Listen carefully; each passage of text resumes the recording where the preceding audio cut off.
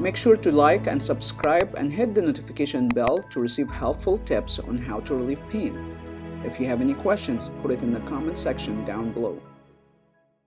Hello everyone, welcome back. This is Dr. Jacobs. In this video, I'm gonna go over the 3 powerful treatments to get rid or decrease the symptoms of sciatica nerve pain. From my personal experience with treating sciatica pain patient, this is the most effective natural approach to relieve and get rid of the sciatica nerve pain. These 3 treatments are very effective, but it work together for best result. And I will go over normal healing cycle so you understand this 3 treatments is actually treating the root cause of the sciatica nerve pain, not the symptoms. If you look into relieve the symptoms, there is ton of videos on YouTube that shows you how to relieve the symptoms, but those are not treating the root cause of sciatica nerve pain. And when you understand normal healing cycle, it will make a lot of sense that the treatment has to address the normal healing cycle, the problem that caused the sciatica nerve pain to begin with. Before I go over the 3 powerful treatment options for relieving sciatica nerve pain, we need to understand normal healing cycle.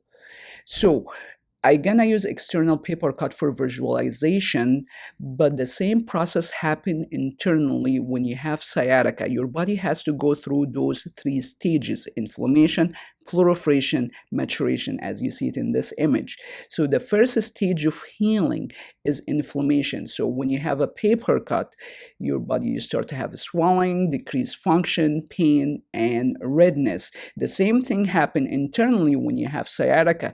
Could be caused by herniated disc, osteoarthritis, performance syndrome, or other causes. I cover it in another video for 8 surprising causes for sciatica nerve pain. It does not matter what is the cause. What matters is the location of the cause that will need to address the normal healing cycle in that location to get rid of sciatica nerve pain. So the first stage in inflammation, swelling, redness, the blood start to rush to that area. And when that happens internally, you can see swelling, redness in the area around the sciatic nerve, and that could cause compression on the sciatic nerve and cause the symptoms of the sciatica. Second stage of healing is the proliferation stage.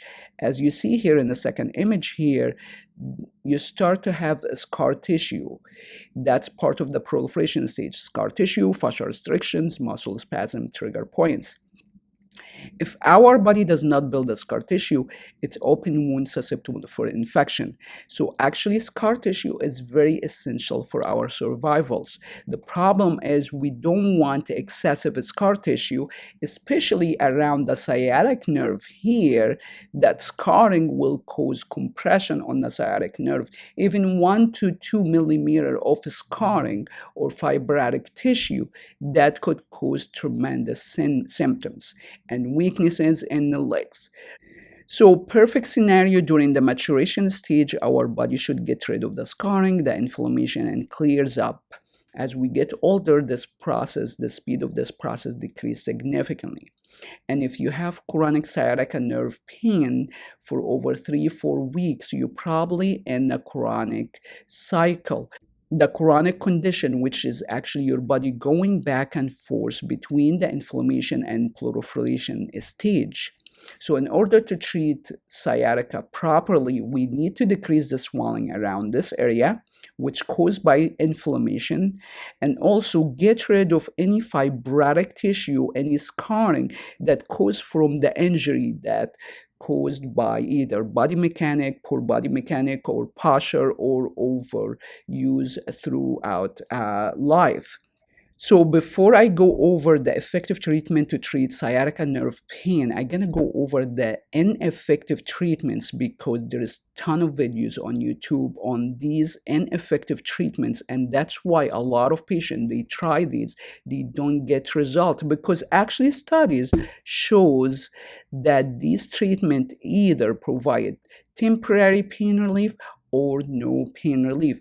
And when we relate those treatment to the normal healing cycle, it does not make any sense. Any of these treatment will be effective. So based on the studies, those treatment either provide short-term pain reduction or no pain reduction. And that's based on um, tremendous amount of research and several systematic reviews come to that conclusion. So heat and ice temporarily could decrease the inflammation, but it's not gonna release the fibrotic tissue. It's not gonna release your fascia restrictions, and it just provide temporary pain relief. Foam roller massage is the same thing. It's rubbing over the tissue. It's not gonna go deep enough to decrease the internal inflammation, and massage is not targeting the fibrotic tissue or the fascia restriction. Acupuncture, the same thing. Dry needling, joint mobilization, which is moving the joint. Stretching, and you will see a lot of videos on stretching the muscle. But if you stretch the muscle, and actually that stretching based on a study could cause more inflammation, and you overstretch around the joint that unstable or have inflammation, you're gonna cause more damage. And I had a lot of patients watch those videos, YouTube videos, to show you how to stretch piriformis and axial muscles, and they start to do the stretching and their symptoms went up significantly. Actually advise my patient, do not ever do stretching. You're gonna cause more harm than benefit. The other thing is strengthening exercises. If you have inflammation and you do strengthening exercises, it's gonna cause more inflammation. We need to introduce strength, but on the right time. Otherwise, it's gonna cause more symptoms. And I will leave a link for the studies in the video description.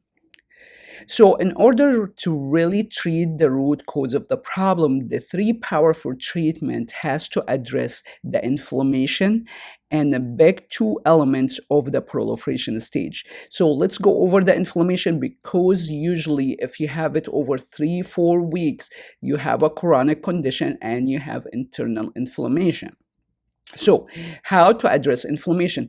If you are in acute stage of inflammation, rest should be enough. But if your symptoms has not resolved in 3 weeks from resting, avoiding lifting, or poor body mechanic, poor posture, you are having chronic inflammation, and we have to address this properly. So what I personally use with my patient, I gave them Magna Heal 2. This is very effective, very strong. Magna, the range of it around like 4 inches. I have them wear it behind their back to decrease internal inflammation, because we want something internally to go deep in to decrease the swelling. So as I mentioned to you, if we decrease the swelling by 1 to 2 millimeters, that could relieve the symptoms. It's actually millimeters of inflammation that cause significant symptoms. So while we're working on inflammation, we have to work on the proliferation simultaneously. As I mentioned to you, these three powerful treatments work perfectly together. You cannot pick and choose, I'm gonna work on the inflammation only and assuming the internal scarring that happened due to the inflammation or the fascia restrictions were resolved by itself. It will not. We have to manually relieve it. So we have to use a device to decrease the localized inflammation. At the same time, I like to put my patient on anti-inflammatory diet. There is a lot of several food that cause internal inflammation and actually slow down the normal healing cycle. So we have to start on anti-inflammatory diet. For chronic severe condition, that patient has chronic inflammation for a long time, and your body to slow to heal, we have to do laboratory testing to figure out what kind of deficiency you might have that could slow down your normal healing. So think about, we treating healing cycle. We don't treat just the term of sciatica. Sciatica is localized symptoms of injury in the body part, but the problem is internal programming of the body of healing. So it's not healing fast enough. So deficiency of vitamins and minerals like magnesium, D, C, B, and other vitamins and minerals could cause the body to stuck in this vicious cycle of inflammation proliferation. For effective approach to decrease inflammation, we have simultaneously to decrease the localized inflammation with the MagnaHeal, start patient on anti-inflammatory diet, and restore any deficiency that slowed down the normal healing cycle. So at the same time, while we working on decreasing inflammation, we have to release the adhesion that happened from the injury that caused the sciatica. So at the same time, while we working on the inflammation, we have to get rid of fibrotic tissue. So fibrotic tissue is part of healing. The problem is if you have too much fibrotic tissue and your body has not been resolved, that cause osteoarthritis and degeneration here and could cause the compression on the nerve.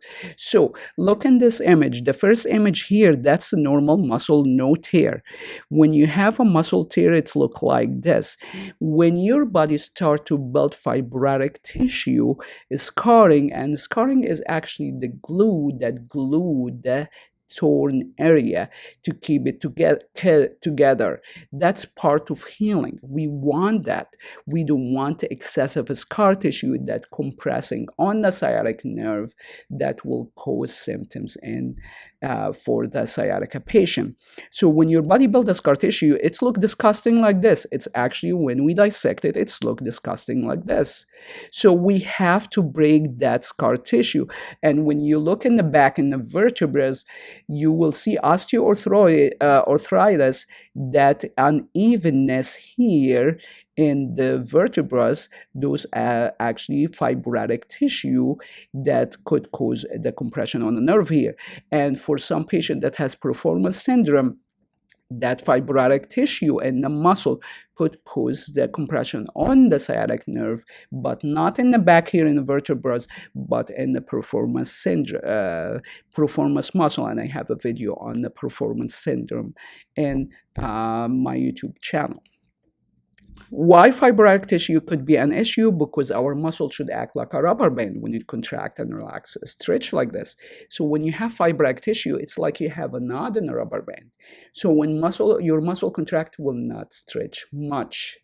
So that's help us to understand why stretching is not going to be effective, because when you have a scar tissue in the muscle and you keep stretch, you're actually not going to break that adhesion. But if you overstretch, you will cause inflammation and micro tear, and actually could cause more fibrotic tissue.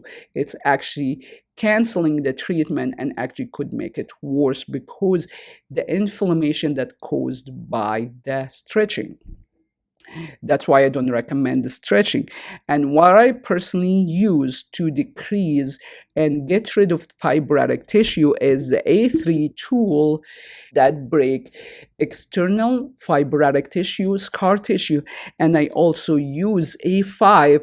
This tool can go deep enough, 2 inches to 2.5 inches in the body, to break deep adhesion in the fibrotic tissue. Fibrotic tissue required mechanical force to release it. We cannot release it with massage because you cannot go deep enough to release it with the massage, and it's not targeting the fibrotic tissue. And I will leave a link for those tools underneath this video. The third treatment that has to be done simultaneously is fascia restrictions, fascia release. When you look at the fascia system, think about next time when you go buy meat. Do you see that white filament here? Those are the fascia layers. So we have several layers in the body, that the superficial fascia layer wrapping the entire body, and we have deep layers wrapping each individual muscle and group muscle fibers. So when we dissect the cadaver, you can see here the white filament here, those are the fascia. And when you buy meat, these are the fascia. When you have fascia restrictions, it's like you're wearing a t-shirt 2 to 3 size too small. So it compresses on everything underneath it, and if that compression is too strong, will compress on the sciatic nerve and cause sciatica. To make things complicated, but don't worry, the treatment is very simple. We have two major categories of the fascia: superficial fascia and deep fascia, and each of these layers has 2 to 3 layers on the top of each other. So the superficial fascia, as you see here, we have the aparatic fascia, that's a deep layer, and the deep layer aparatic fascia is a fascia layer that wrapping group of muscles, and you have the epimysin wrapping each individual muscle fiber, and a group of muscle fibers wrapped with a premiysin, and then at the end you have the endomysin wrap each individual muscle fiber, like the meat here. So we have to actually target all these fascia layers, because simply actually in the back we have big lumbar aparatic fascia layer that compressing on everything in the back, and each individual muscle fiber cause more compression, and that could push on the vertebra anteriorly or forward, and compressing on the muscle that could push on the nerve. So we cannot release the fibrotic tissue while ignoring the fascia restriction. It has to be done simultaneously. And in order to do that, what I personally use, I use the A1 to release superficial and aparatic fascia, and I use the A5 again to release epimysin, premiysin, and endomysin fascia layers. So for the best result, we have to implement those three approaches simultaneously. When you look at the healing cycle, you cannot pick and choose.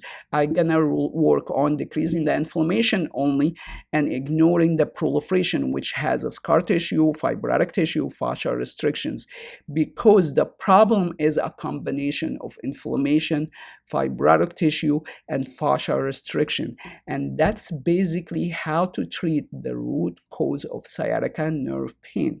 I will leave below this video a link for those tools that can be used to relieve sciatica pain symptoms. If you have any comment or question, leave it in the comment section and I will answer it in a future video. See you soon. Make sure to like and subscribe and hit the notification bell to receive helpful tips on how to relieve pain.